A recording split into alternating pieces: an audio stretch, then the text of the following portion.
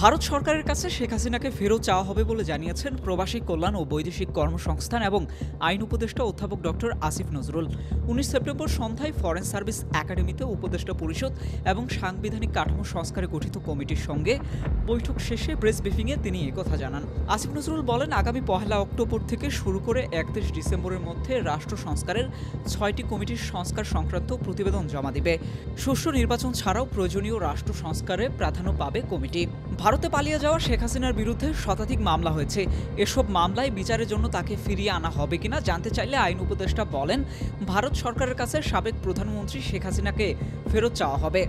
ঢাকা বিশ্ববিদ্যালয়ে ফজলুল হক মুসলিম হলে চোর সন্দেহে তোফাজ্জল নামের এক যুবককে পিটিয়ে হত্যার ঘটনায় আসিফ নজরুল বলেন, ঢাবির ঘটনায় মর্মাহত। মব জাস্টিস এড়াতে যত রকম পদক্ষেপ নেওয়া দরকার নেওয়া হবে। বিচার বহির্ভূত হত্যাকাণ্ড সহ্য করা হবে না। এর সঙ্গে জড়িত কাউকেই ছাড় দেওয়া হবে না বলেও হুঁশিয়ারি দিয়েছেন তিনি।